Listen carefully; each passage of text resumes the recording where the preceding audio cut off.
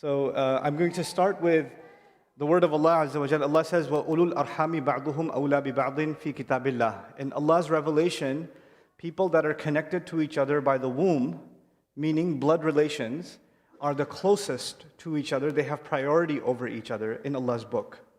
What that means is that you and I are supposed to be giving the top priority to people in our family that are connected by blood. So parents, children, grandparents, uncles, etc., they take first priority, okay? I made sure that I asked all of you, those of you that have children, and those of you that have elder parents, that we invite as many of them here today as possible, because I wanted this to be something that all three generations can experience, inshallah ta'ala, okay? Allah also says, وَاتَّقُوا اللَّهَ الَّذِي تَسَاءَلُونَ بِهِ وَالْأَرْحَامِ. And this is especially for the parents. Allah says, have taqwa of Allah. You've heard that a million times. Be aware of Allah, be cautious of Allah. And in this ayah in Surah An-Nisa, he says, have taqwa of the wombs of the mothers.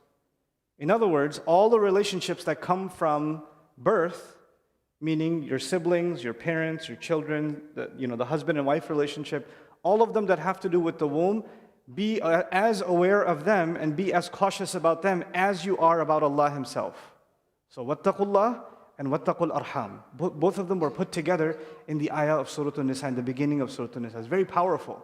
So what that means is, just like in our religion, we have to make sure that we are doing right by Allah, just like that, we have to make sure we're doing right by our family, and that we're taking care of our family, and we're extra careful about matters that have to do with our family. So today is going to be a little bit different. Instead of me doing a lot of the talking, actually, it's going to be you guys that are going to be doing a lot of the talking. And it's going to get awkward and weird and, inshallah, a lot of fun at the same time. So what I'm going to explain to you first is our first activity, which is a kids activity. I need children between the ages of, I'd say, 4 and 9. I'd like 3 boys to volunteer and sit over here. Wait, I'll pick. Show me your hands if you want to come. Okay, I'll pick you, fine. You want to come? Come on. What's your name? Ismail, come. This is Ismail. What's your name? Musa. Musa, I like it. You want to come? Your name is Adam? Okay, sit. Come on. Okay, that's Adam. This is Musa, right? Musa, sit over here. And this is Ismail. You sit over there. Okay. And 3 girls. 3 brave girls. Let's go. Come on, come. Come. Who else? Anybody else? You're coming, so I guess you're volunteering. Okay, come on. What's your name? Noura? Good job, Noura. Sit over here. Asma. Very nice. Kayla? Kayla, sit over there. Okay, these are our first 3 contestants. Very good. I'm going to ask you guys some questions, and you have to answer them, okay? Okay, so we're going to start with you, Ismail. What's the best part of your day with your parents? Here. Hold it close. Yeah. What's the best part of your day with your parents or your grandparents? You look at me, don't worry about them. Playing with them. Praying with them? Playing. Oh, playing. What do you play? Fighting a little bit. Do you win? Yeah? Pretty good. That's the best part of your day, huh? What about you? What's the best part of your day with your mom or dad or your grandparents? What do you like doing the most with them?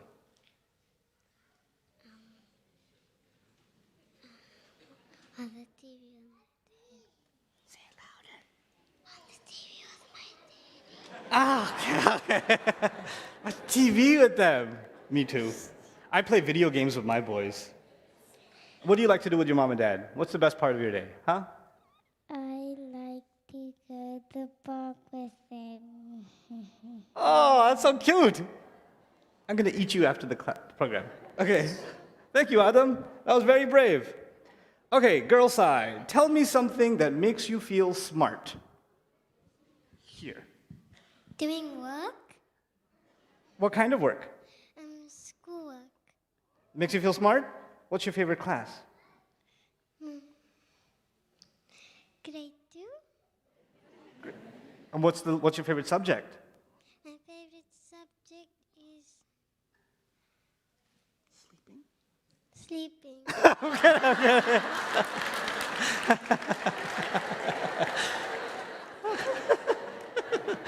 So, what makes you feel smart?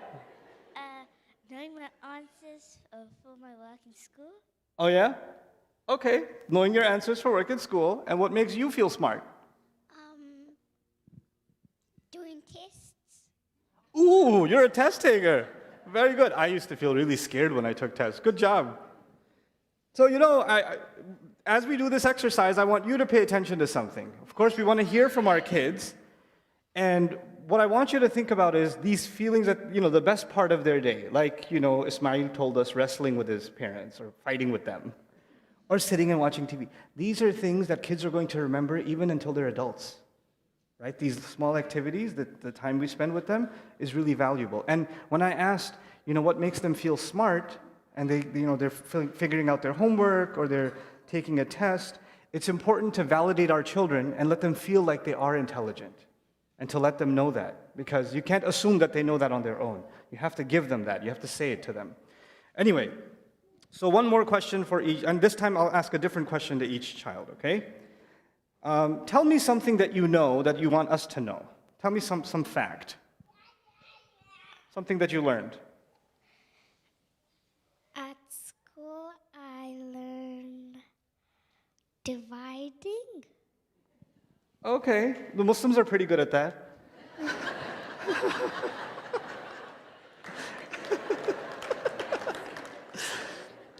Okay, Musa, what's the coolest thing about you?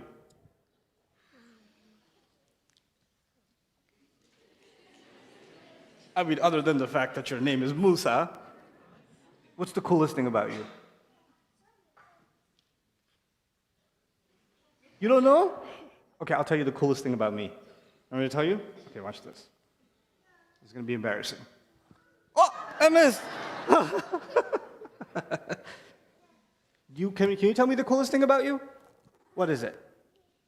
The greatest thing about me is I like to The suspense is growing. You like to what? The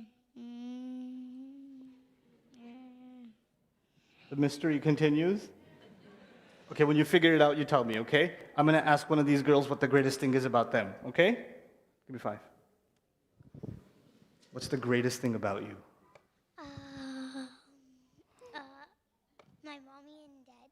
Oh, your mom and dad are the greatest things about you?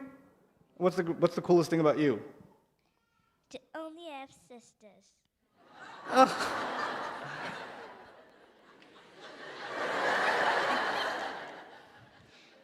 I think my sisters feel the same way. My favorite thing is to go to Makkah. Oh my God! Such Islamic children. Okay. All right, thank you all three. A round of applause for our children here. Okay. You guys go back, have a seat. I need 3 more boys and 3 more girls. Okay, you 3 over here. Come on. Boys. I need some girls. Come on. 2 more girls. We're running out of girls? And I only have 1. Nobody? Girls, come on. I'm waiting. Or I'm going to add my old contestants to come back. I see you. Come. Come on. And you want to come? Okay. Oh my goodness. Sit. Okay, what's your name? Zaid. Zaid. What's your name? Nadir. Hadi? Nadi. Nadi. Muhammad. Muhammad. Zaid, Nadi, and Muhammad. And what's your name? Asma. Asma. That's our second Asma. Kawthar. Kawthar. Shura. Ashura, mashallah. Okay, so we've got our 6 kids here. I'm going to ask you guys a bunch of questions. You can raise your hand if you like, okay? I'll pick one person. If your friend wasn't following the rules, what would you say to them? Okay. You better follow the rules. That was deep. I think I'll give a khutbah about that. And if your friend felt out, or your friend, maybe you're in recess or you're playing and one of your friends feels like they're alone and nobody's talking to them and nobody's playing with them, what would you say to them? What would you say to them? Here, Ashura, what would you say to a friend that feels alone? Think. Zaid? While you're thinking, Zaid wants to try to answer. Let me see. What are you doing? Okay, I'll pretend to be that friend. I'll say, nothing. Then what do you say? Go do something. But nobody wants to do anything with me. Then go steal some toys and play with them by yourself. But all the kids took all the toys. What should I do? Go play with them. Can you play with me? Yes. Okay.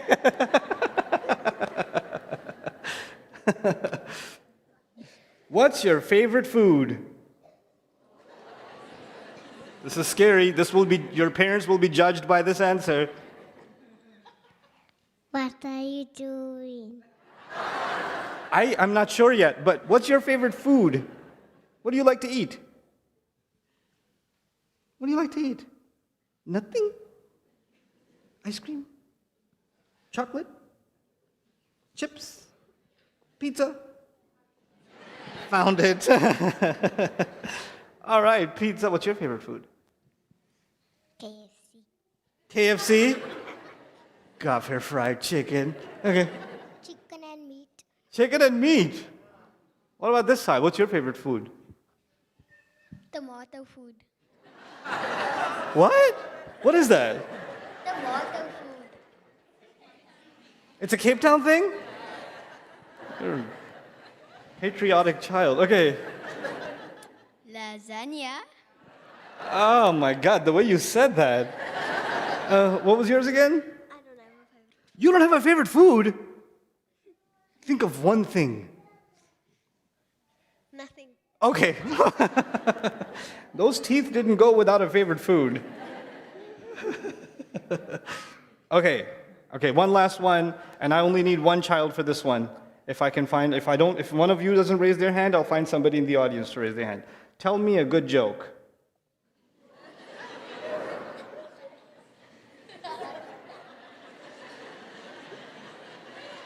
This is the difference between boys and girls, by the way. If you ask them, tell me a good joke, they'll just say, okay, I'll hear 3 jokes. Let's go. Why did the bee get married? Why did the bee get married? I don't know. Why did the bee get married? Because he found his new honey. Oh!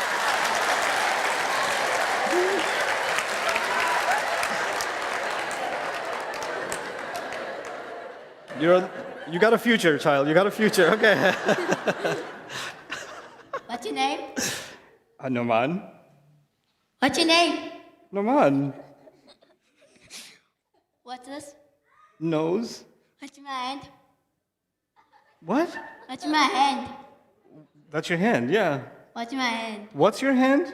What's my hand? Nothing. What's your name again?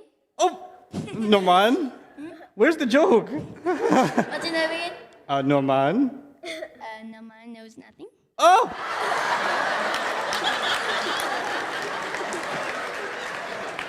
I get that a lot. Okay. You got a joke? No? Okay. Those are some good jokes. All right. Round of applause for these kids. Come on, guys, go. I need 3 more boys, 3 more girls. Come on. Oh, you just kind of came on your own. Wait. No, I have to pick. I have to pick. I'll call you next. I'll call you next one. And I love the enthusiasm from the girls. Look at this. Come on, be brave. Where's the girl? There's the girl over there. Come on. Come on. It'll be fun. No? Don't want to? I can come to you. How about that? Instead of you coming in front of everybody. Anybody else? Any girls here? Nobody has girls? Too shy? Come. Yeah, the parents. Yeah. I'll run this as long as I can, and I'll use this. Okay. I've got one. She could use 2 more friends. I need some volunteers to help me find some girls. Hey, there's a girl over there. Come on. Too shy? Okay, I'll give more. There's one over there. No? Too shy? Okay. Thank you for being brave. What's your name? Yasmin. Yasmin. What's your name? Yusuf. Yusuf. Ibrahim. And? Uthman. Uthman, mashallah. Beautiful names. Okay, you guys ready? How can kids make friends? Anybody know? Do you know? You don't know how the kids make friends? Here, you tell me. By being nice to them. What's a good answer? By asking. How do you ask? I'll pretend. Hey. Would you be my friend? Yeah. What do you want to do? Play a game. What kind of game you want to play? On. Oh my. On. I love you. You're the best friend I ever had. You're pretty good at making friends. How do you make a friend? By asking them to play with you. Very good. Asking them to play with you. It's okay to make new friends. If you see somebody, you shouldn't be scared of them. You should just go up to them and say, hey, do you want to play? Right? You don't have to worry about whether or not they're going to say, I don't want to be your friend. Don't worry about that. Just go and meet new people and make friends at school and other places, even in the masjid. Sometimes you see other kids. They're playing, you feel a little left out. You can go over and say, you know what? Everybody else is praying Taraweeh. Let's, thank you for coming. Hey, what's your name? Hasina. Hasina? Thanks for coming and being brave. Okay, Hasina, why don't you tell me? If your friend was sad, what would you tell them? Here. Hold it. Don't be sad. Don't be sad? Okay, I'll pretend to be sad. Talk to me.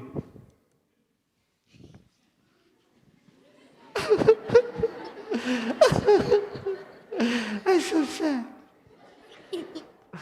What do you tell me? Other than stop being weird. Don't be sad? Just say it. Don't be sad. What would you say to a friend who's sad? Don't be sad. Okay, that helped a lot. I'll give you a different question. How about this?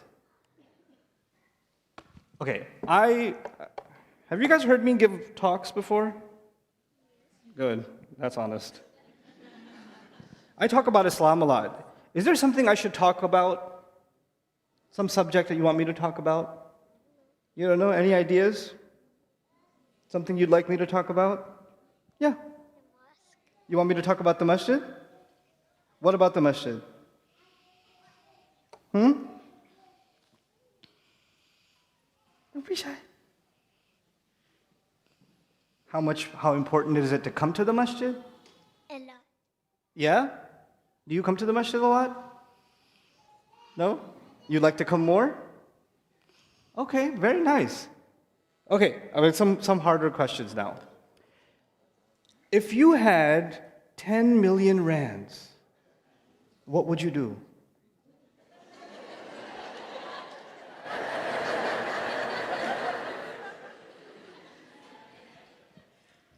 Use it to buy stuff. What stuff would you buy? Clothes. That's a lot of clothes. What else? Nothing else? Just clothes? Food? What food would you buy? Apples. Okay, 10 million rands of foods and apples. Here you go. Give it to the orphans. You would, huh? That is amazing. Buy PlayStations and buy TVs. Give sadaqah with it To who? to the poor people. That's awesome. What about you? I would give it to Islamic relief. Oh, mashallah, mashallah, mashallah. That's so beautiful. Okay. If you could change anything in the world, what would it be? If you could change anything in the world, what would it be? You have an answer? You don't have an answer? You want to change nothing in the world? Yeah. But then everyone into rich and kind people. Oh, you're awesome. Okay, all the kids that came up before, I want you to come back. All of the ones that came before, I want you to come back. The boys over here, the girls over here. We're going to finish up with the kids.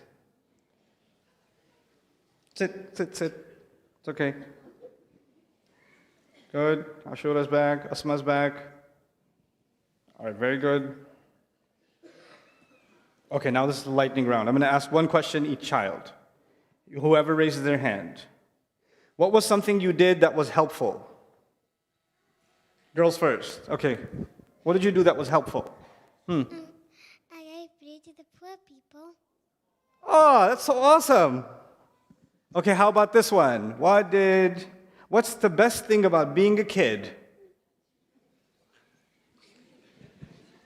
Playing. Yeah, also being an adult, playing.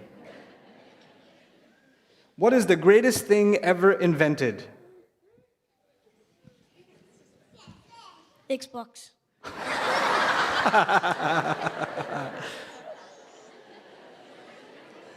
Some parent is going.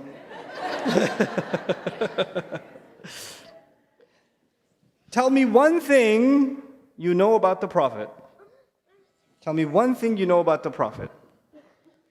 Here.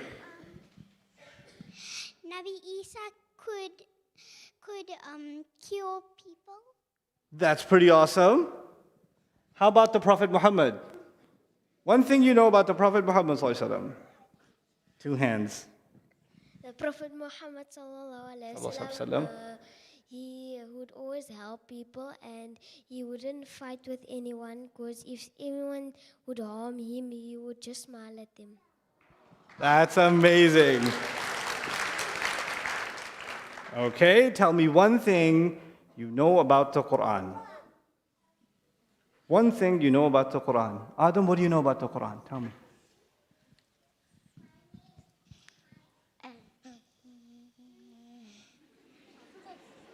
That was deep.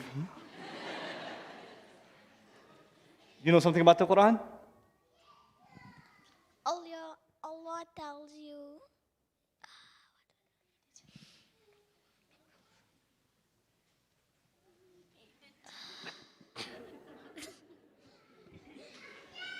He must tell you something. Okay, when you think of it, call me back. I'm on hold. Girls, one thing about the Quran? Here. The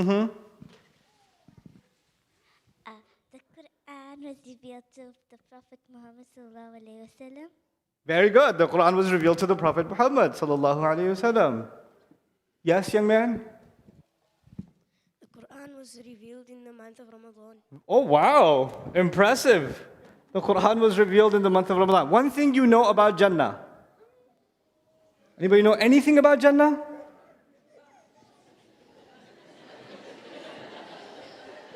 I'm coming. Jannah is the place good Muslims go. Jannah is the place where Muslims go. Ashura? Jannah lies beneath the feet of the mothers. Allah. Wow, the mothers are happy. Yes, Ismail? That it has lots of nice stuff, Like what? like a river of milk. Milk? That's pretty good. Yes. Come sit. There's these two doors in Jannah, and it's only for the people that fast. Ooh, one of the doors for people who fast. Okay. Tell me one thing you know about Allah. You know something about Allah? You sure? You sure? Okay. Allah can kill people. Well, yes, He can, but He loves people. I wasn't expecting that. I have to process this a little. Okay. Sit. Relax. Musa, one thing you know about Allah. Allah loves people. Oh, that's what I wanted to hear. Allah loves people. Somebody else know anything about Allah? Yes, little bird? Allah loves people. Allah loves people, huh? Give me 5. You did a good job. MashaAllah. Okay, last ones. Only a few left. What is the nicest thing someone has ever said to you? What's the nicest thing somebody ever said to you?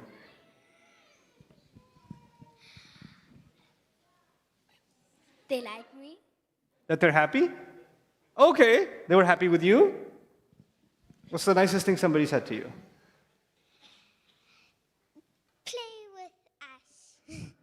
No. I love you. I love you? Who said it? My sister? Oh, that's so cute. What's the nicest thing somebody said to you? My mother said she loves me. That is so sweet. Okay, last one. What are you good at?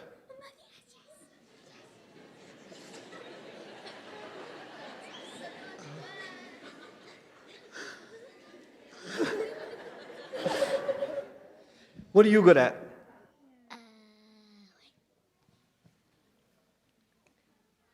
Fruit? Good at what? Fruit? What is fruit? You're good at fruit? What are you good at? Silence. Playing. Playing? What do you like to play? You don't know? What are you good at? I play hide and seek. You're good at hide and seek? And what are you good at? I'm good at math. You're good at math. Hey, you can't. Okay, no, that's a kid magnet. Okay. Yes, tell me what you're good at. I'm good at playing FIFA. Very good.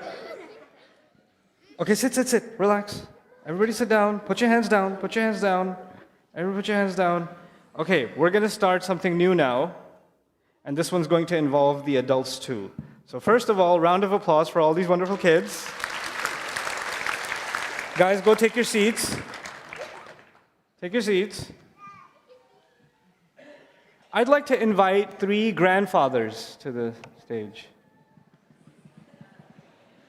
3 grandfathers. And 3 grandmothers. 3 grandfathers and 3 I'll wait.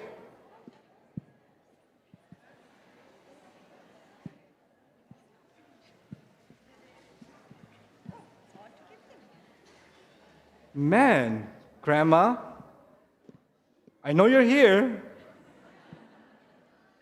It won't be embarrassing, I promise. 3 grandfathers. Gentlemen, can you guys, if your dad is here, and he's a grandfather, can you just point him out to me? Get him. Go get him. No, you can't get him like this. You have to go get him. You're a grandfather? No. I was about to be very impressed. Yes, Dr. Barley, you're coming. You don't have a choice. Siraj Bhai, are you a grandfather? Not yet? Are you a grandfather? Is he?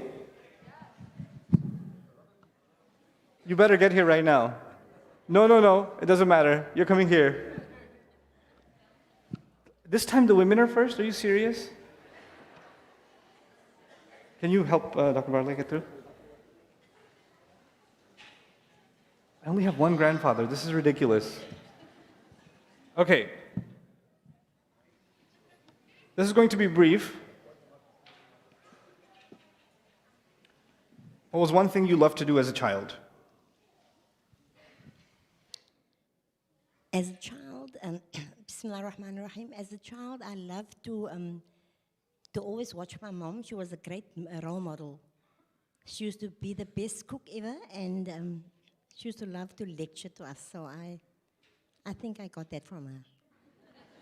So you lecture your kids? Yeah. As a child, what did you love to do? As a child, I loved to read. I was always so disappointed when I got to the end of the book. And anyway, I carried that on to my adult life. Alhamdulillah. I think I loved my siblings and my parents, and I loved to be with family. And that's memories I take with me all the time. Thank you so much. Doc, what did you love to do as a child? I'm curious. Yes. What did you love to do as a child? What did I want to do as a child? Or what did you love doing as a child? Oh, I like to go and see where my friends are. And we used to play a game, I don't know how many people know, Kiniki. I have no idea what you're talking about. In Urdu, they say, Ichi Dandu. I have no idea what you're talking about. Okay, but I made them laugh. The Ishtiaq is standing there. He's also grandfather. Will you come and join me? Ishtiaq, Yes. you've been asked. Come, yes. Ishtiaq, Yes, you've been asked. Ishtiaq. Can somebody, okay, Ishtiaq. when I say 3, 2, 1, everybody say, come on, Ishtiaq. 3, 2, 1. We will never see him here again. Is he coming? He's blushing that he's coming. Come on, he's coming. Very good, thank you. Okay, this is, so do you have grandsons, granddaughters? Yes, I do. Both? MashaAllah. Yourself? I have both. You have both? And you also have both? Okay, so this exercise, this simple question for all of you. What is the nicest thing about your child? One nice thing about your child, and one really nice thing about your grandchild. One about each. And you can say their names. Well, about my child that's right here with me now. She's a girl, name is Hayatun Nisa. She will read Quran with me, and then she will help me when I memorize. She will help me. Oh, she's Hafid of Quran. And my granddaughter, she's only 3, one of them. I've got 5. So one of them, she's so cheeky. She's too cheeky. She says to me, Ma, please don't work on my nerves. Talk too much.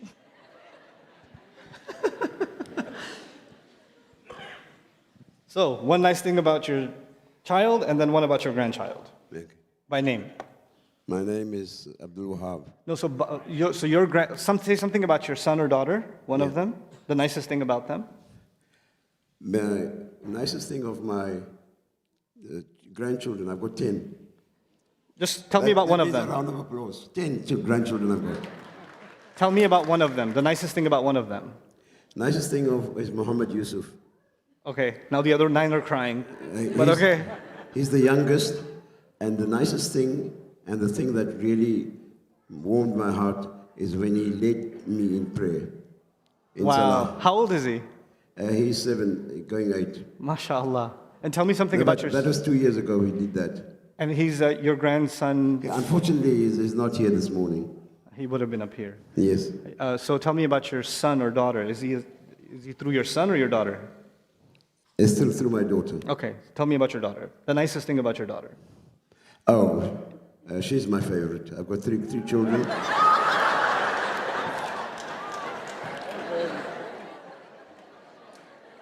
She's working now but she is definitely my favorite. My son is sitting in the audience, and you can confirm it with him. There's a waving. Oh my God. Oh, that's terrible.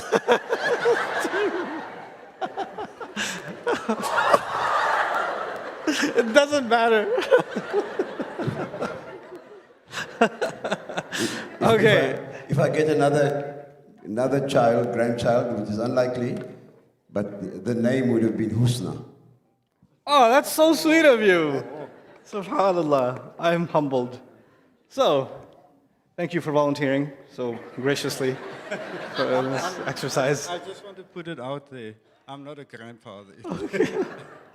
Well, Yes, I am. okay, so tell me something about your son or daughter. Okay, I've got my eldest is a boy. He just got married now a few months ago, and then I've got 3 girls. So tell me the nicest thing about your son or daughter, one of them. My son, he is like a mini me.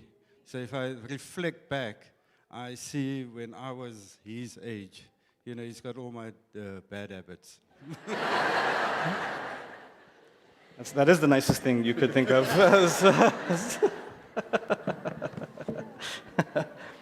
Okay, because we have parents and grandparents in the, up with me right now, I'd like to ask them for some of their wisdom. So what is the most important advice you would give to your children and grandchildren? Oh, wait, try this one.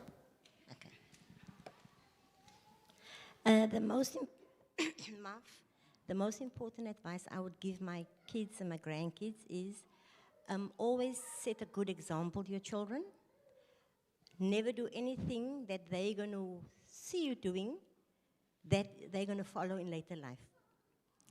Always give them good advice here, and then set the role model. Don't tell them to do, but do it, so they will follow, inshallah. That's amazing. Your advice. I kind of also thought about the same thing, is that we model to our children what we want them to be. And Professor started off by saying that family is very important. And if I were to answer the first question about what I thought, which child to talk about, that's difficult, because I love them all the same. I love them unconditionally. And my children reflect that. They love unconditionally. And I think that's very important. Thank you. Pass it along. Most important advice you would give? Teach your children to know that family is important. Be kind, caring, and loving to each other and to the community out there. Always show your compassion towards your fellow humans. Thank you so much. Okay. You know, one of the things that I feel is very important is that, we learn from different places, but a lot of times we don't realize how much wisdom and how much, value, overvalued knowledge, and really knowledge that a price cannot be put on it, lies with our elders. They've lived life, they've had experiences, they've seen things. Sometimes the next generation thinks that the world has changed, so they don't understand. Yes, the world changes, technology changes, language changes, but human nature doesn't change. Human nature has always been the same. And so even though some things on the outside change, from one generation to another generation, music changes, entertainment changes, cars change, the world looks different, but greed is still greed, and jealousy is still jealousy, and sadness is still sadness. And those are the things that human beings have experienced throughout the ages.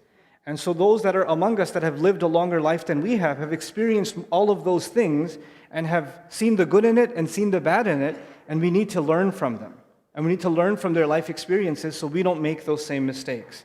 It's a big mistake to think that those that are older than us are outdated or they don't have anything to offer us. As a matter of fact, they have the most valuable advice and wisdom to offer us. So that's something we should never undermine. A lot of times our elders, they retire or they're home more, and we feel like, and we might even make them feel like they're not as useful anymore. But as a matter of fact, those can be some of the most useful years of their life. And we should acknowledge that in them instead of dismissing them. So our elders are, often we talk about, how youth are so important. But we don't talk enough about how the seniors are so important, how our elders are so important, and they are. And our grandparents are a great gift. Those of us that are fortunate enough to have their grandparents alive should spend as much time with them as possible. Learn what they used to be like when they were kids. Compare that to yourself. How were you when you were a child, as opposed to how they were when they were a child? What did they learn? What was some of the worst mistakes of their life? I'm not going to ask them here what their mistakes in life were. But that's personal. But I will ask some other things. What is the proudest moment of your life? The proudest moment in my life, I've got quite a few, but the proudest moment is when my first grandchild was born. Name of Miriam. She's not here. She's a medical student in the fourth year. That's the proudest moment. The second one is when I was called in as a doctor to go for the release of Mandela in prison. That's amazing. And that was a proud moment for me, and it will stay in my mind, in my memory forever. That's incredible. Proudest moment of your life? Proudest moment of my life was when I stood in front of the Baytullah. Alhamdulillah. And another one was when I became a mother. MashaAllah. Holding my first son, Samir, in my arms, proudest moment. And then with the very Samir, the two of us graduated, him with his honors and me with my masters at the same ceremony.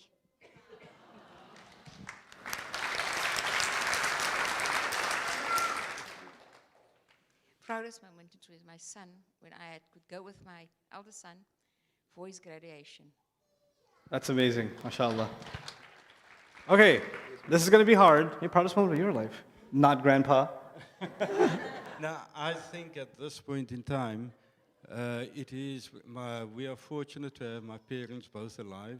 We're three generations in the house. And bringing them to mosque every night, I think that's one of the proudest moments. MashaAllah, that's so amazing. That's so amazing. Okay, we have to be honest about this one. Tell me about one of your funniest memories. One of your funniest memories. You can't laugh without telling. I can tell you, it happened right in this mosque, and I was standing up like that, and I could feel my trousers falling down.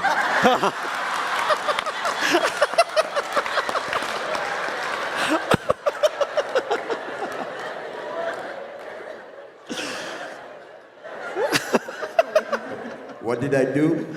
I just sat down.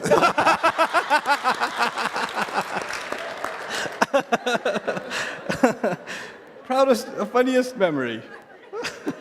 Well, I have a few funniest memories, but my one that I can recall is I was walking in front, and then as I walked, I fell, and then as I stood up, this man said, "But didn't you fall now?"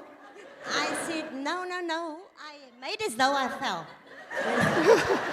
So that's all. I was so embarrassed because it was like a friend, and then he kept on saying the same thing. But I had a few, but that's all I can remember right now. I don't think mine is as funny as that, except that I thought it was being very smart when I was asking my granddaughter to say a kalima. And she was repeating after me, and then she turns and she says, "Grandma, you just said there is no Allah." Because when you say, there is no Allah, there is no God but Allah. And she just picked up on, there is no God. Mine is also, I fell as I exited the airport flat in front of a crowd of people. That was it was funny, but afterwards. Yeah, I think the funniest moment with me was when, in my school days, I was a little brat and I was put at boarding school. And I used to get called into the housemaster's office every week. So that was, at the end of it, it was quite funny, because I got a certificate for the first new boy to get the most hiding.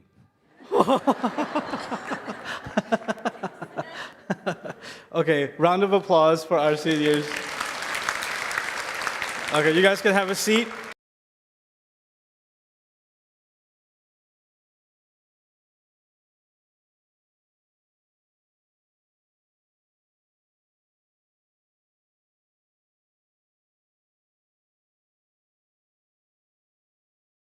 Okay, round of applause for our seniors.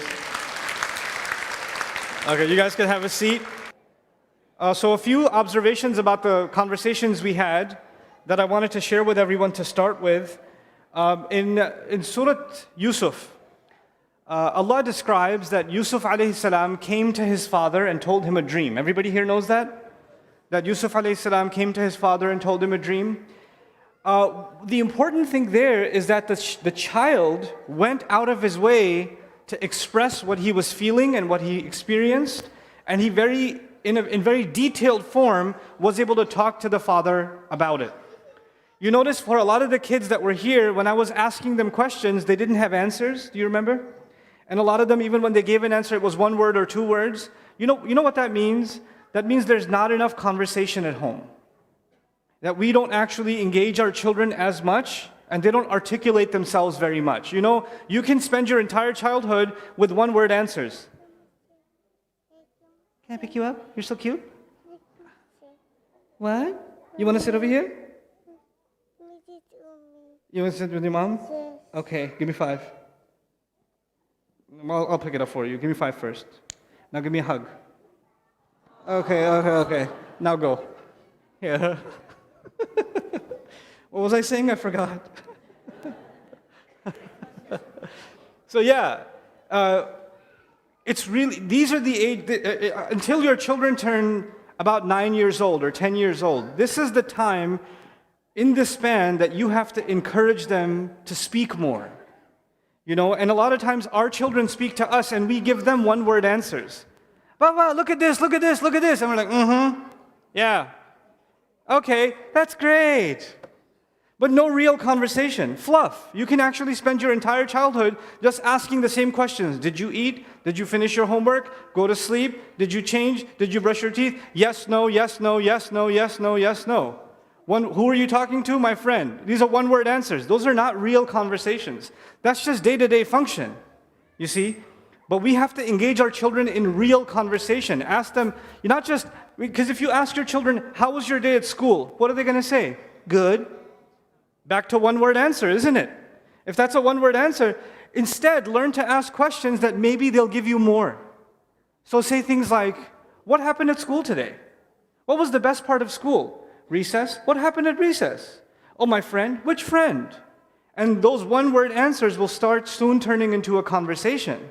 But we have to facilitate. Kids won't necessarily open up conversation on their own. We have to teach them to do that to the point where they want to come and tell you. You don't even have to go ask them.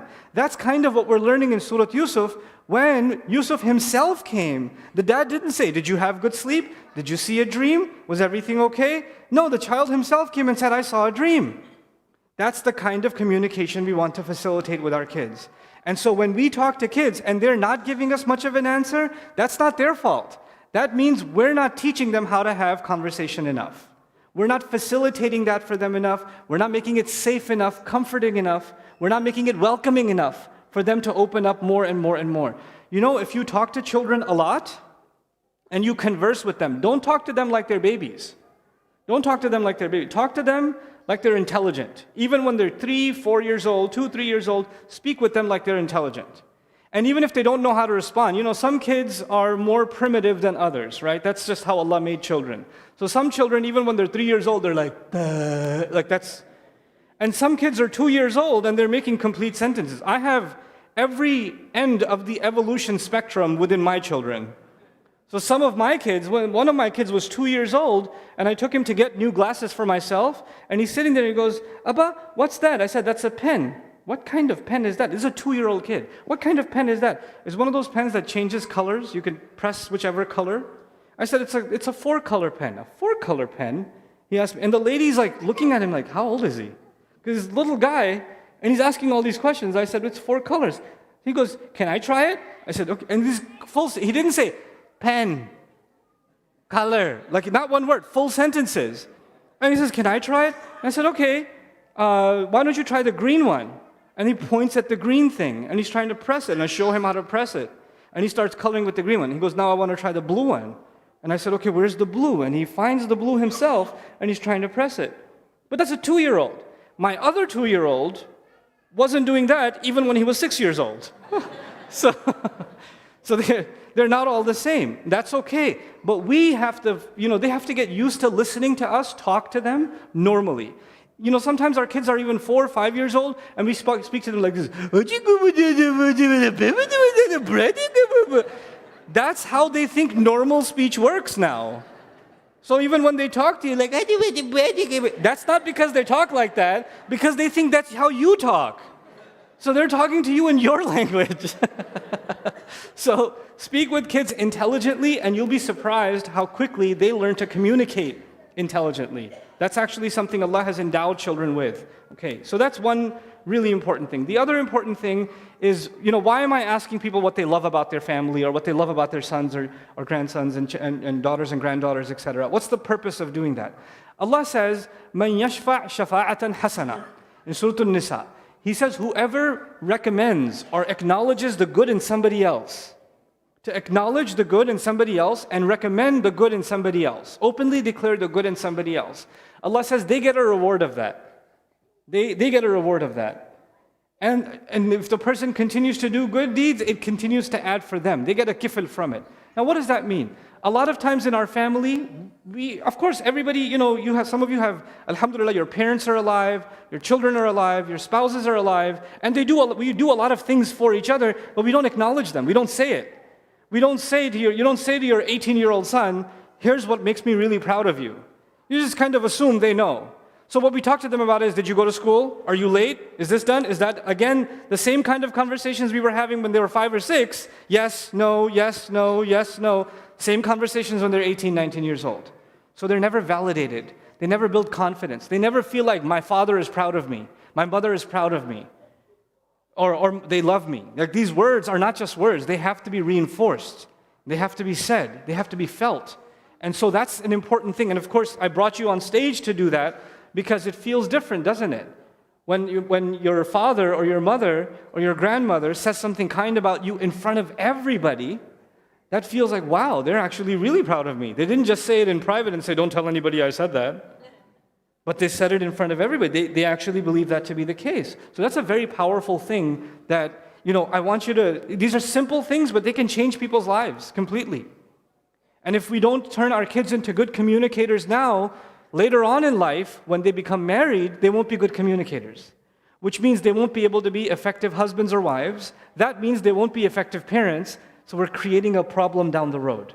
You understand? So I pray that Allah helps us become more open communicators and facilitate that especially for our kids. Okay, now I'd like to invite 3 fathers and 3 mothers. Not grandfathers and grandmothers, fathers of children. 3 fathers of children and 3 mothers of children.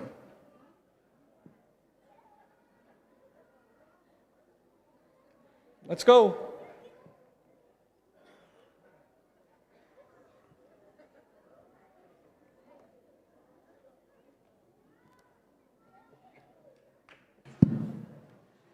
Got one.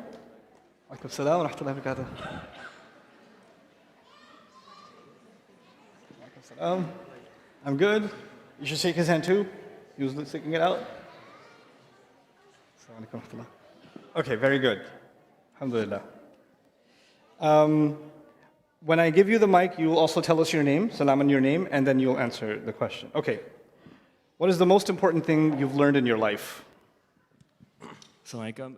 My name is Shadli. The most important thing on the spot, I would say family values. Family values? Friendship values. Can you be more specific? Okay, as you grow older, I found that your material things become less important. Hold it a little closer. Like, so with aging, I realized that material things become less important. It doesn't give you the same satisfaction that it gave you when you were younger. And the good friendship and the good relationships you have with your friends and your kids and your wife and your parents, that's what becomes important. Yeah. Very cool. Your name? Bilal, the most important thing I learned in life is to say what you mean and mean what you say. That's awesome. Yes. Assalamu alaikum. Assalamu alaikum, Yusuf Mohammed. I think the most important thing for me growing up would be let love be the foundation of your existence. And I think that was basically reinforced by my father. That's amazing. It sounds like an amazing dad. The most important thing you've learned in your life. Your name first. My name is Nadia. Assalamu alaikum. The most important thing I would think for myself that I've learned in life is to learn to have respect for your elders and just to have humility for people. And and just good family values. That is what I think. Thank you. Assalamu alaikum. My name is Laika. I think the best thing or the most important thing that I've learned in my life is that the way you treat other people reflects on what is inside yourself.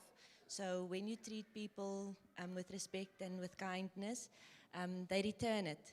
Even if it's not immediately, if you continue to just be kind, it returns. Thank you. Assalamu alaikum. Assalamu alaikum. My name is Farah. I'm still learning as I go along, but I think overridingly, the most important thing I've learned in my life is to not let your past or your circumstances define you. Very good. Thank you. Okay. Let me get a little deeper. You're going to answer 2 questions now each. What dua would you make for everyone here? And what dua would you like them to make for you? Okay? You want to start on that side so you can think? We'll start on this side now. Here you go. That's big. So the dua that I can make for everybody here is that we all find ourselves, and in finding ourselves, we'll find Allah, and we'll have balance, and we'll love ourselves, and then we'll be able to perpetuate that in our lives and the lives of our kids. And then, what was next? What would you want them to pray for you? Oh, wow. For me, is that I'm able to raise children who are impactful in society, who have good character and values, and make a difference in the world. Make that dua, Ameen. So when they ask for that dua, we say Ameen to all of them. Okay? And when they make dua for us, we say Ameen too. Okay? Yeah. Sure. I think my dua for everybody here would be that one day, inshallah, we will meet in Jannah, and that when we are there, that we'll look back at our lives and feel a sense of accomplishment, and that we won't feel ashamed on the day of judgment. That when we stand in front of Allah, that Allah will accept us with open arms. And I think that is just what I would ask of you to make dua for me and my boys. Ameen. Ameen ya Rabbil Alameen. Thank you so much for that. The dua that I would make for everybody is that I would ask Allah to forgive us for all our shortcomings and to grant us Jannah without reckoning and to protect us from the punishment of the grave and the punishment of hellfire. And I would love that in turn for myself as well. Thank you. Okay, so I make a lot of dua for a lot of smaller things, but I think ultimately what I would want to achieve is to understand our purpose. Okay, so understand why we're here and where we're going. I think we all believe and we have faith, but to get that actualization of what it actually means. The dua I would like to make for everybody that is here is that whatever you wish for and which is good for you, Allah must grant it to you and may we meet in Jannah. Ameen. Ameen. Ameen. And the dua I would like you to make for me is that I raise my children to be good citizens, to be good Muslims, and to be good examples to this world. Ameen. I thought hard of this dua. I mean, there's so many duas that you can think of. But if there's one thing I would like to make for all of you is that peace and contentment. I mean, many people have, there's wealth, there's so many things out there, but if you don't have peace and contentment, then why live? You want to be at peace and content with each other. And may Almighty Allah grant all of you that peace and contentment, inshallah. Okay, so that you can sleep well as well. The dua that I would like you guys to make for me, if there's one, if pride, even if it's a weight of a mustard seed, if I do have pride, I'd like Almighty Allah to remove that for me. Ameen, ameen. Jazakallah khairan. Thank you so much. Okay. What about your child reminds you of yourself when you were a child? And you should name the child so they know what's going on. Here you go. Hold it closer. Okay, so I've got two. The older one, she's here, Zahra. What I see in her that reminds me about myself, she's quite cheeky. So quick answer for everything. Sometimes I beat me at my own game. So that reminds me. The little one, she would see something on TV and try and act it. So I don't know if it's just being recorded. Okay, Too late. I enjoyed Kung Fu movies, so as a child, only as a child, I don't do it anymore. I would want to go out there and pretend I can do the same Kung Fu moves. So I'll go to the back and train. And the little one, she does that.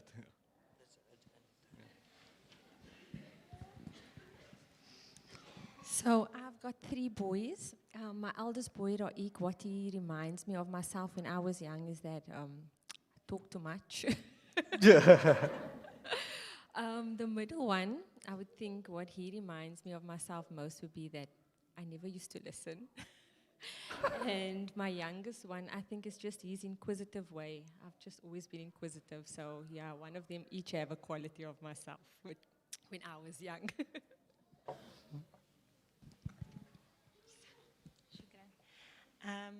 Naeem, my eldest boy, he also talks a lot. So he reminds me of myself because he has conversations about anything and everything. And then Isa sometimes mischievous, but he still remains kind and he tries to fix things. Like he's the peacekeeper, so he will try to keep the peace. Yeah. I have 4 kids, 3 boys and 1 girl. I think I find the relationship with my daughter the most challenging, and probably because we have similar qualities. She is extremely guarded and stubborn, and my son is, we definitely have the bubbly bit in common. My eldest son, Imad. None of my kids are here today, unfortunately, because they're not feeling well. And he feels things really deeply. He internalizes things really deeply. Even at the age of 9, he has deep conversations with me, and I think we definitely have that in common. Awesome. You go. My daughter was here earlier, Asma. I've got 4 daughters. Hey, Asma. And they remind of me in each one of them in different ways. So it's very difficult to say, no, you remind me of this or that. But my wife says that my 3rd daughter, Ilham, who's there, she is exactly like me. So I don't know what she sees in me and she sees in her. Does Ilham get in trouble a lot? Yes. I saw it before you saw it, bro. Yes. Now, Salam good? There she is. All right. I don't have my kids with me today. Actually, I wasn't planning coming here today. It's by chance I passed by. So here I am. My eldest son, Sharif, I would say he's very curious. And he reminds me a lot about myself. I'm curious by nature. My daughter, Shaista, she's very fun and loving. She's the entertainer in the house. And I think as a child, I used to entertain. I hope I still do that. Radia, my baby, she's 2 years old. She's probably the boss baby and the most affectionate out of all of them. Wow. So before, she goes to bed, she needs to play with your ears before she falls asleep. It reminds me a lot about me. That's awesome. A round of applause for our parents. Thank you. Please take your seats in the audience again. And I'd like 3 more moms and 3 more dads, please. Different questions. That's 1, that's 2, one more mom. Someone get up. There you go, that's 3. Okay, I've got 3. 3 dads. Your son pushed you into this? 2 more dads. That's 2. 1 more. Come on, guys, this is not a fundraiser. You can get up. It's not going to cost you anything. Okay, I got 3. Come on.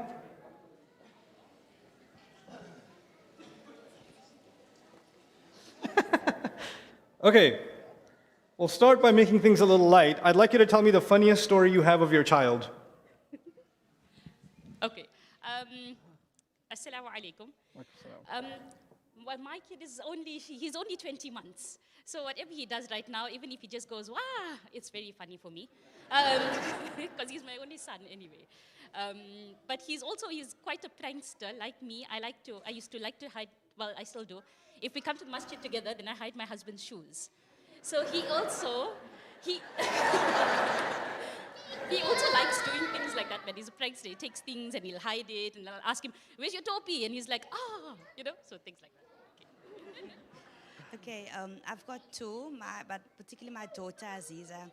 So she would make salah with myself and then with my husband. She's like, Mommy, you don't Wait. salah. You're going to start over and you're going to hold it closer. Oh, okay. And Adam and you, what's his name? Adam and Isa are going to stop trying to kill each other. Okay. Okay, so my daughter Aziza, she would make salah with me and then obviously with her dad as well. And then she'd tell Mommy, you don't make salah correct. So you must make it over again. So I'm like, what do I do? You don't recite loud like daddy. So she would do that to wherever we go. She'd be like, you don't salah right. So that's like very funny for me. Assalamu alaikum. My name is Fatima, and I have 4 kids. So I'm going to talk about the one that's here with me today, which is Zahra. And when she was little, she had this thing where she used to love to eat sugar, especially icing sugar like sherbet. And so we had this problem of trying to get her to stop eating the sugar. So she used to sneak into the grocery cupboard and dip her finger into the icing sugar container and constantly eat it. So just the one day, I swapped the containers and I put the corn flour in front. And so she got in there and she was hiding and eating it. And then I see her walk out with her mouth hanging open and this stuck together with this corn flour all over her mouth. And she never did it again.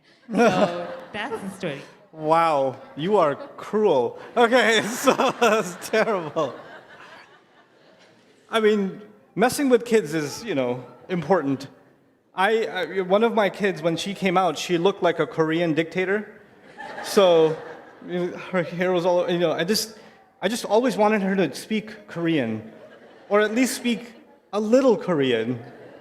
But I don't know any Korean. So as she was growing up, I used to have this obsession with chocolate milk. So I wanted her to just at least say chocolate milk like she's a Korean dictator. So every time I'd give her some chocolate milk, I'd say, hey, you want some chocolate milk? Chocolate milk, say chocolate milk. And this little girl, she's 2 years old, she goes, Abba, I would like some chocolate milk. And she did that until she was 7 years old. Her friends didn't understand. She speaks normally and everything else. Until chocolate milk comes up, she goes, chocolate milk.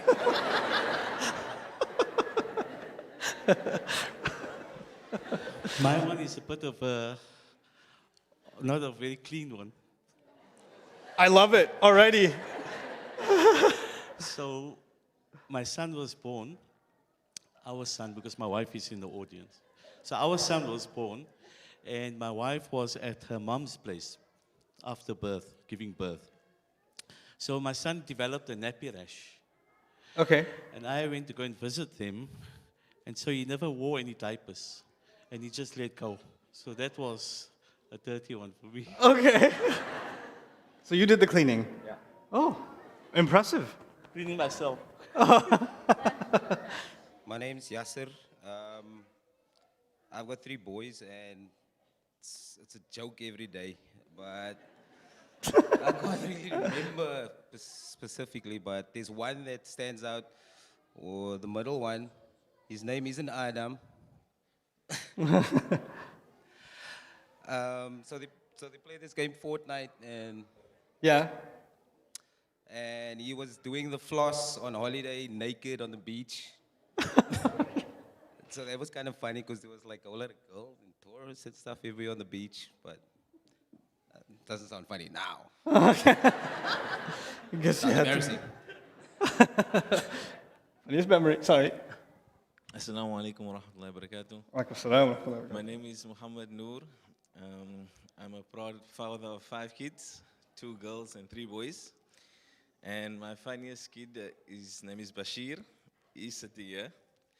And in 2013, Allah granted us to go on Umrah with my mother and my wife's mother.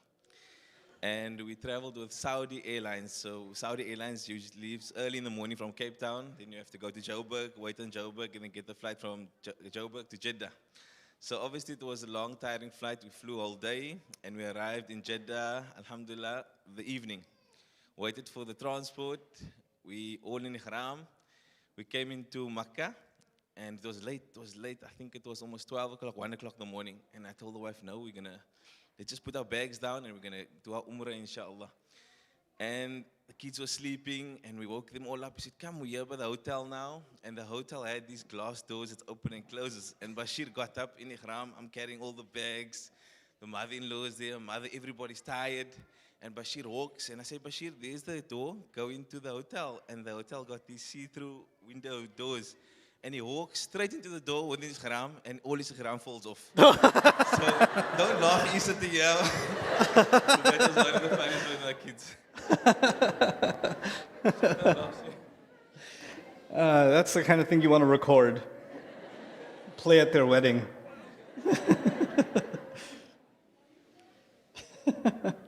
Okay. This is an important one, I feel. Validation is important in life. I'll tell you something personal about myself so everybody understands what I'm asking for. When I was about 18, 19 years old, I learned a little bit of Arabic, and my Arabic teacher said, I want you to teach. And he put me in front of about 6 people, and I was teaching in the basement of a masjid. And I only knew the basics, and I was just teaching the basics, what I knew. But I didn't know that the people I was teaching had been teachers themselves for 20 years. But they were pretending that they don't know anything. And this was all just a complete experiment, prank, where I'm feeling like I'm teaching them, and they're going, mashallah, mashallah, and they're asking questions. And at the end of all of that, one of them came to me and told me that you are naturally a teacher, and you should dedicate your life to teaching. Okay?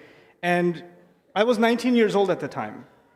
And I can tell you even now, the most confidence I felt that this is something I'm going to do no matter what anybody else thinks came from just those words. Right? So when somebody validates you or somebody says something that profoundly impacts your life, they may not think that that's the case. They may just be saying something and they don't realize how powerful those words are and how they transform you.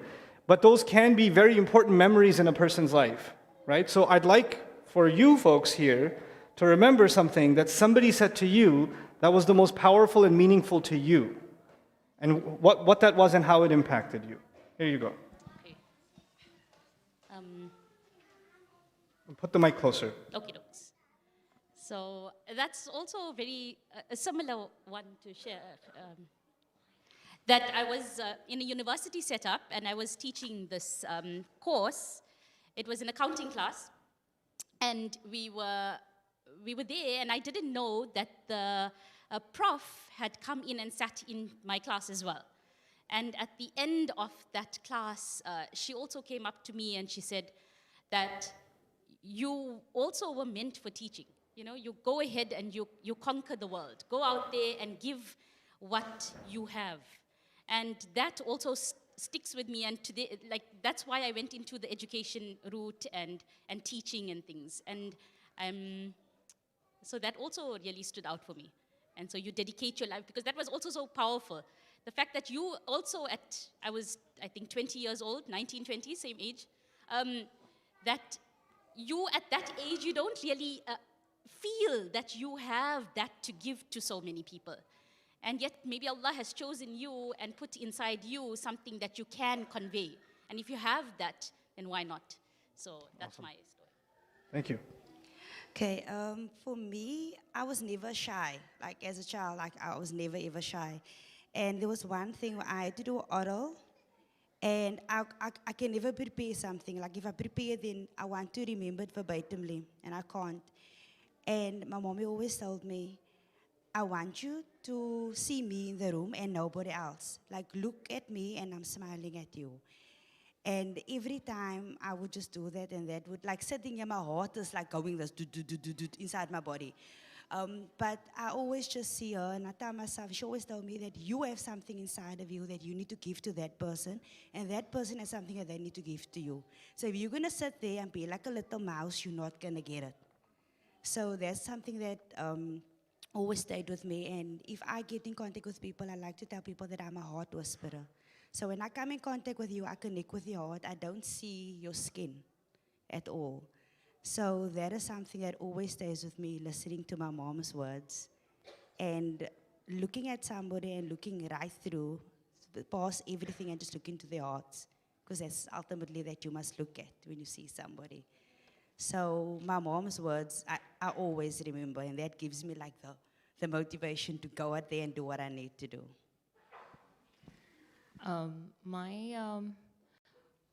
For me, my inspiration was my mother. Something she always said to me growing up was about being a good mom and how that would impact upon my kids.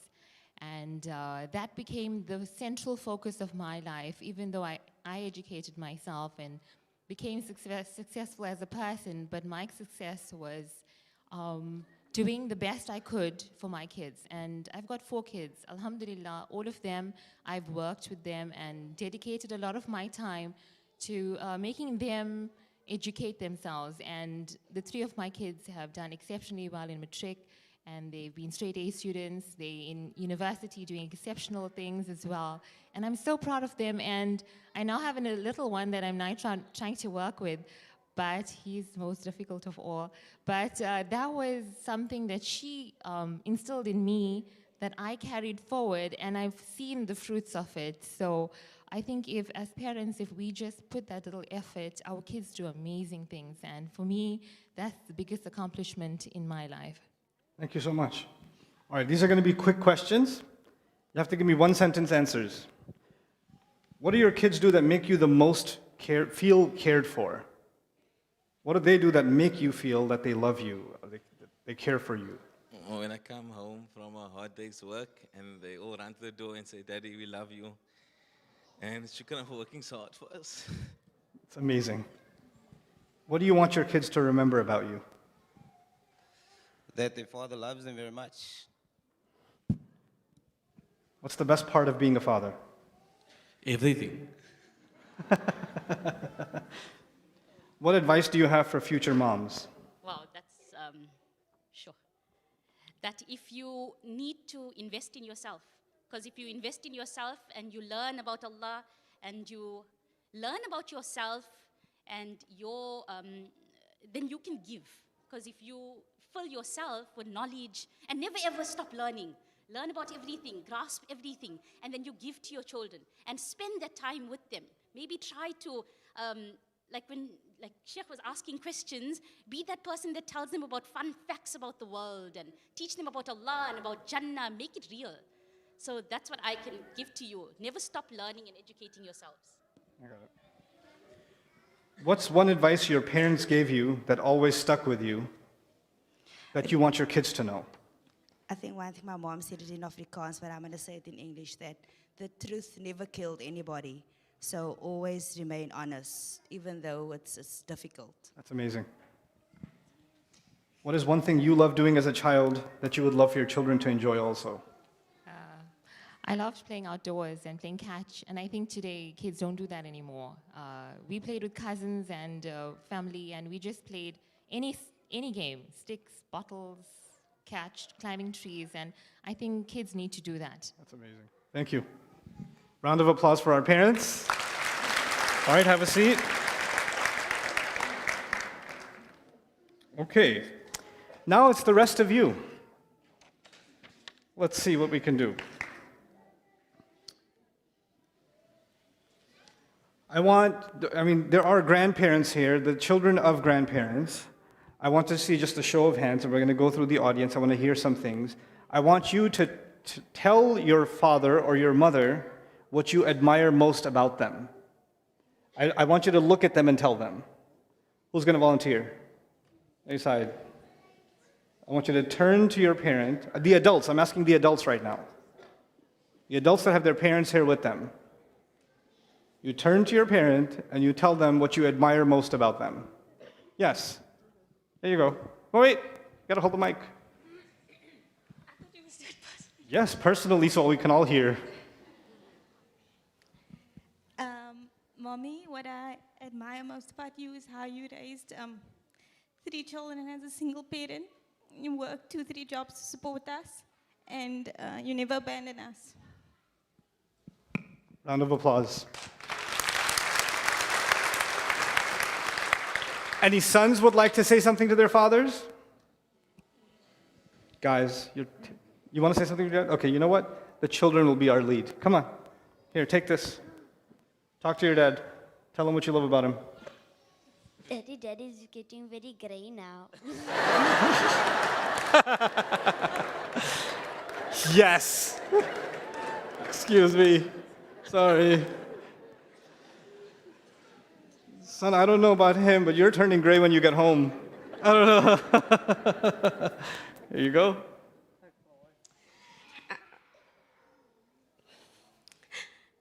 Mommy, I never ever got the opportunity to thank you for everything that you've done for me and my sisters.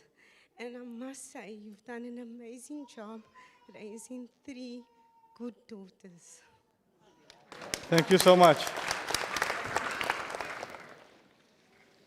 Can I get some men to be men now? Let's go. Who's got it? Yes, come. This is actually very telling. I'll tell you guys about it. Go ahead. I admire my daddy because he's always honest whatever he does.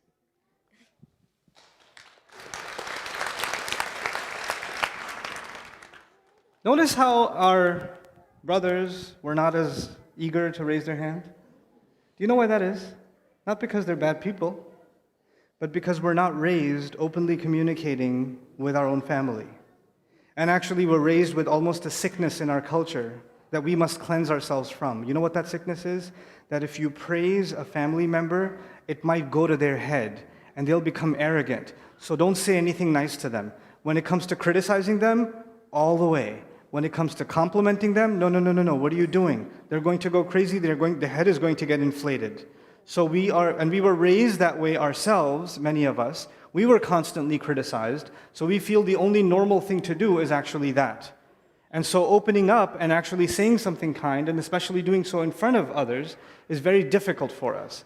But you know, this exercise is very healthy, because a lot of times fathers don't know that their sons actually respect them. And sons don't know that their fathers actually love them.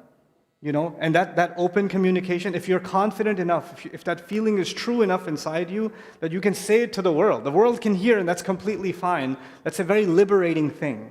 And if there's a reluctance in you, that means there are walls and barriers in communication between family members right now that need to be broken. That, you know, I started by saying the people that are tied by blood, they have priority in Allah's book. How easy is it for you to go talk to a friend and open up completely? And how difficult is it for you to maybe go talk to your father or mother? Or go talk to a sibling? You understand? This is an important part of growing up. And an important part of being family is to be able to communicate openly. What we're doing here, instead of me giving a lecture about the Quran and about the values of family, what we're doing here is trying to live in ayah. That's actually what we're trying to do. To experience what Allah says when these bonds should remain connected. Being connected to a family doesn't mean that you live under the same roof. It doesn't mean you eat at the same table. Those even animals can do. Even animals can share housing, and they can share meals. Human beings share conversation, they share connection, they share emotions, they share experiences, they share in each other's joy, they share in each other's loss. How many times is it that, you know, children or the parents are enjoying themselves or laughing, and then one of the sons comes in and everybody just, because he's here. When it's a change, because they can't be open with them, or the other way around. So that's the thing that we have to break in our own homes. What I can try and do for you and for myself is to encourage that kind of communication. The kinds of questions I'm asking, maybe it's a fun thing to ask at dinner tonight. Maybe it's nice to ask your grandma or your grandfather, what did you do when you were a kid? Like, when did you get in trouble? What got you into trouble? And you might find, remarkably, if you're in the middle, you're the parent, you have parents above you, children below you, you might find that the grandparents and the grandchildren have something in common. And you're in between, And that's a beautiful thing, to see generations connected with each other in that way. So now, I'm going to... and also, by the way, we are embarrassed. We're embarrassed to speak up. And that's something that if this was instilled in us from childhood, that it's okay to speak up, it's okay to express yourself, you wouldn't feel that now. So you want that to your children to have that, so one day when they can express themselves, they don't feel shy. They can express themselves with confidence. Okay. But mashallah, I'm very proud of how things are going so far. What I'd like to do now is change the subject a little bit and talk to the husbands and the wives. Ugh. Okay. Just raise your hand. I would like you to stand up when I call on you. And I'd like you to turn to your wife. If you can't find her, you can just say her name and just say one thing that you really respect and admire and appreciate about your wife. Say her name and say something about your wife that you respect, admire, and appreciate. Show of hands, gentlemen. Yes, thank you. Here you go. Here, Bobby, take this to her.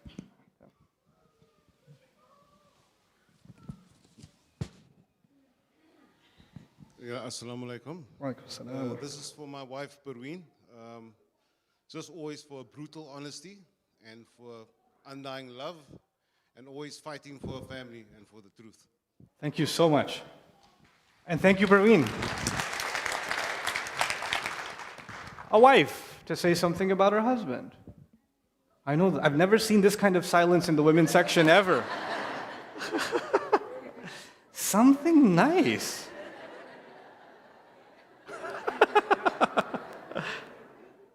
Yes, go ahead. I would like to say a message to my husband, Yasser. Yasser, I don't always tell you that I appreciate everything that you do for us. And you are truly an amazing dad. You always try the best for our kids. And I really appreciate that. And I love you very much.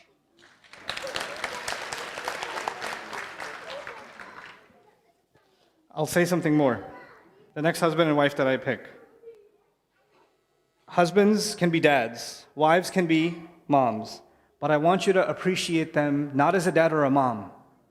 That's there. I want you to appreciate them as what? Husband and wife. I want you to acknowledge something about them being a husband and about them being a wife. That's what I want to hear. Okay.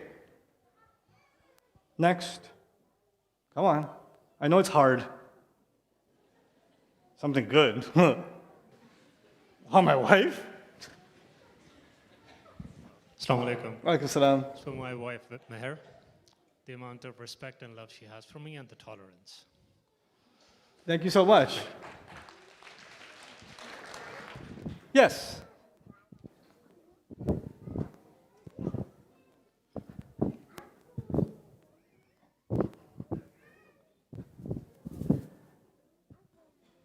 This is my husband, Arashad. Just to say that words cannot express the amount of love and kindness you show to me. And I'm truly grateful for that. That's really beautiful. That's really beautiful. One more each. One more. I need one more husband and one more wife.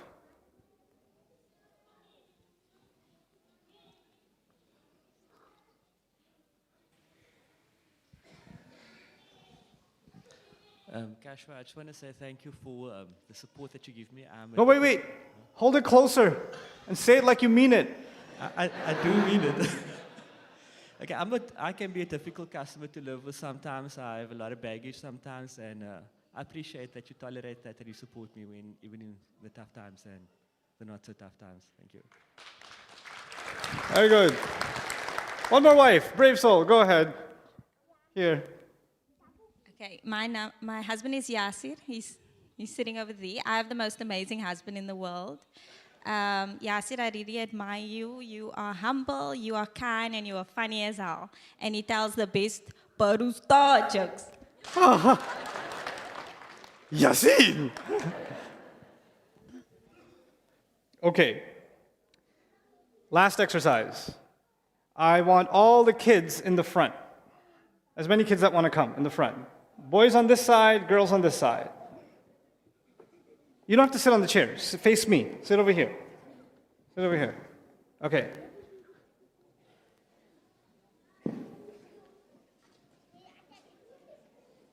Before I pick on the kids, I want to tell you something about the husband and wife thing. There are 3 things Allah mentions in the ayah about spouses. The purpose for which Allah created spouses. He says, أَنْ خَلَقَ لَكُم مِّنْ أَنفُسِكُمْ أَزْوَاجًا لِتَسْكُنُوا إِلَيْهَا. First of all, He says He created for you spouses from within yourselves. What does that mean? That our spouse is actually a part of ourselves.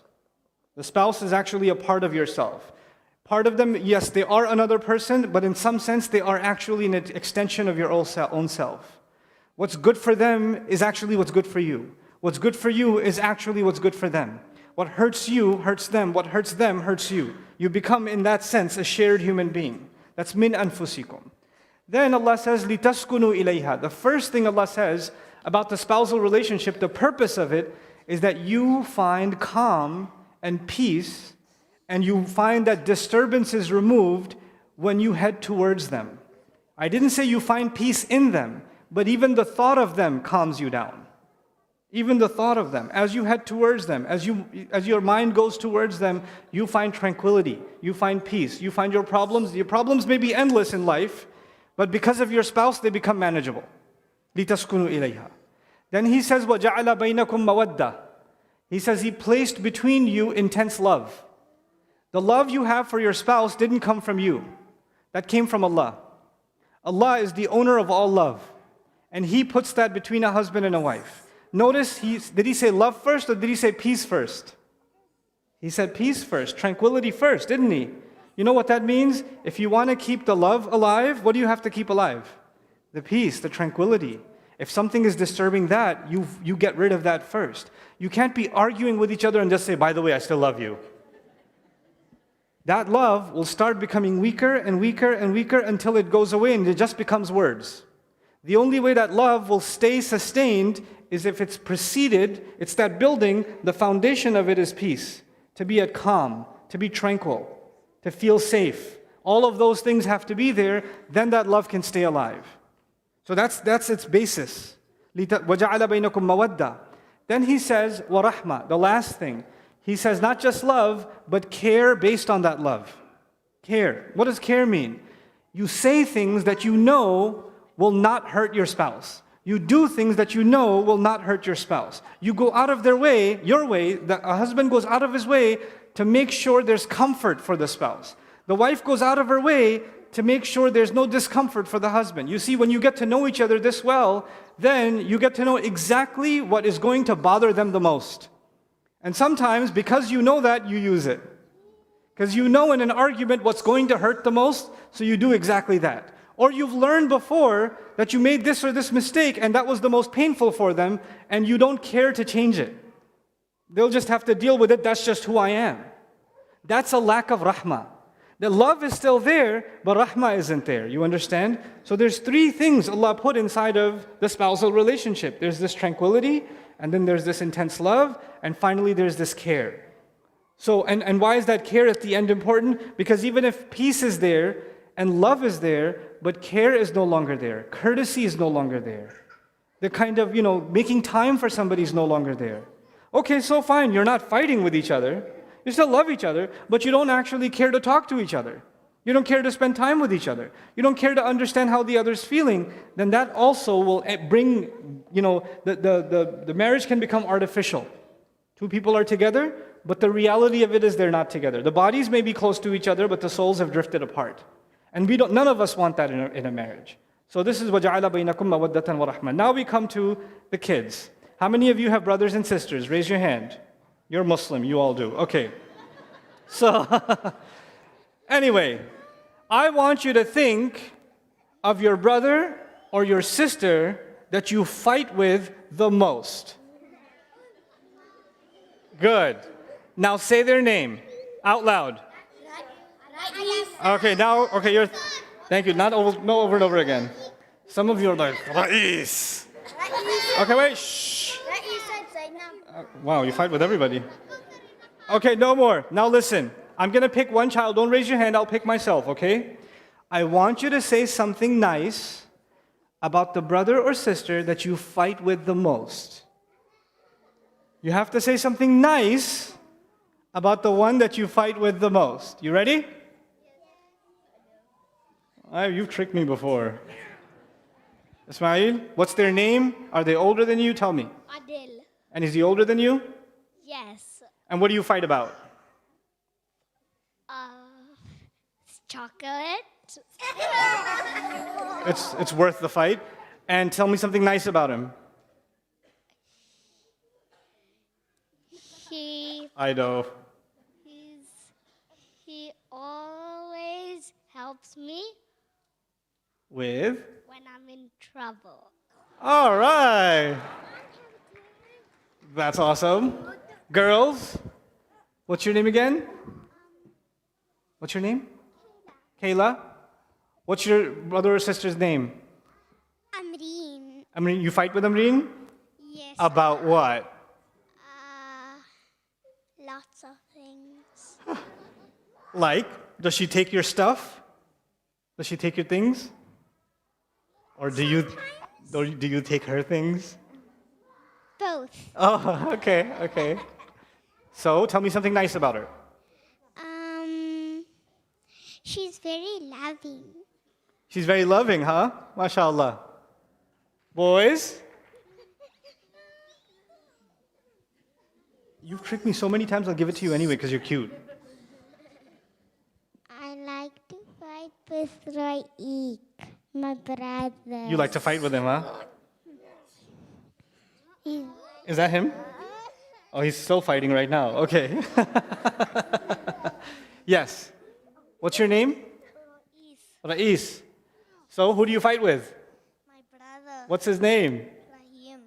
Rahim? That's a strange name for a fighter. Oh, wait. Oh. And is Rahim older than you? Is he older than you or younger than you?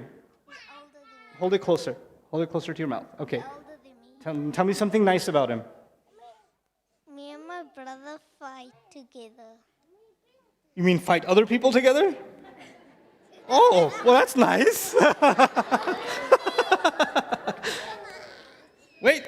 Okay, if you're raising your hand, I won't pick on you. And if you're... Whoa. I didn't want a demonstration. Okay. Now, who do you fight with?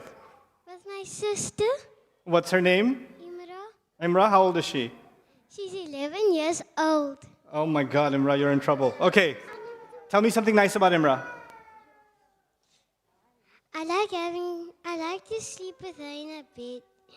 Oh, so cute. All right, boys. Who do you fight? Yes. I fight with my sister. Her name is Kauthar. Your sister, her name is Kauthar. You fight with her? And tell me something nice about Kauthar. She likes taking my burger. Huh? She likes taking my burgers all the time when I don't eat it. Oh, she finishes your food when you don't eat it. That's so nice of her. Okay. Here you go. I fight with my sister, Ilham the most, and What do you fight about? we fight about things. Oh. Things, yeah, I understand, yeah. So, say something nice about her. No matter how much we fight, we still love each other from the bottom of our hearts. Oh, that's so sweet. MashaAllah. Okay, remember, told you, what did I tell you? If you raise your hand, what's going to happen? I'm going to pick you. Who do you fight with? Brother. What's his name? Yusuf. Is he older than you? Younger than me. He's younger than you. Well done. Tell me something nice about Yusuf. Whenever I'm in trouble, he makes my mother let me do fun stuff. He does, huh? He helps you when you're in trouble. MashaAllah. Okay, thank you, kids. Back. Oh, I'll call you back. Round of applause for our kids. Okay.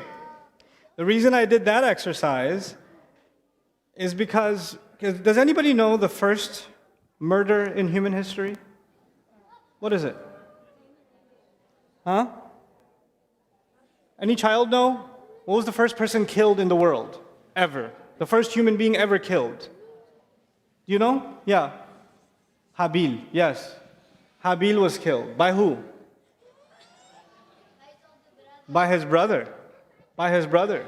The first time a human being was killed was by a sibling. There's a reason for that. Brothers and sisters are a very close relationship, but it can also be a relationship that has a lot of fights. And it's natural for kids to fight with their siblings. That's a part of life. But if those fights continue and there is no reconciliation and they don't see the good in each other, then this can become a very poisonous thing in a person's life. Just because you're blood, love doesn't necessarily come naturally. Even Musa and Harun alayhim salam didn't get along at one point. You understand? Musa alayhi salam got upset with Harun alayhi salam. That happens. It's a part of life. Yusuf alayhi salam's brothers were the ones who did that to him, who put him in a well. These stories are in the Quran for a reason, because the relationship between siblings is a very delicate one. I'd like the parents here to take note of that. You have to do exercises at home, conversations at home that help siblings become closer to each other. And you can't just say, you have to love each other. You're brother and sister. Why are you always fight? That's not good. Oh, since I got yelled at, now I all of a sudden love you. Nobody does that. That's not how love is formed. But if you have them do activities where they have to work with each other, where they both get rewarded together, and the only way they get rewarded is if they're cooperating with each other. If you facilitate those kinds of activities and conversations, and if you in the absence of one say, you know what your brother said about you? Your brother said you're the kindest person. And now they're like, really? He said that? Yusuf said that about me? I just punched him in the face 3 hours ago. I guess I'll only punch him in the back from now on. You can facilitate them developing a better opinion about their siblings. And that, again, goes all the way into adulthood. This kind of thing can go all the way into adulthood.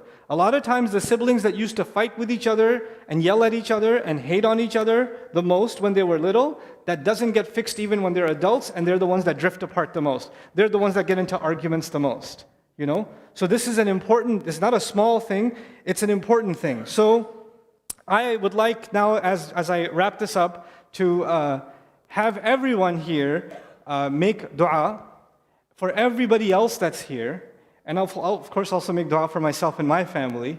The first dua I would like everybody to make, for all of us, and myself included, is that Allah Azza wa Jal gives us peace and tranquility and safety, and Allah makes the people in our family a source of comfort and security and love and belonging for all of us. The hardest trial in life can be family. The hardest trial in life can be family. If you study the stories of the prophets, you find that the hardest challenges in their life over and over again was some member of the family. Every single time.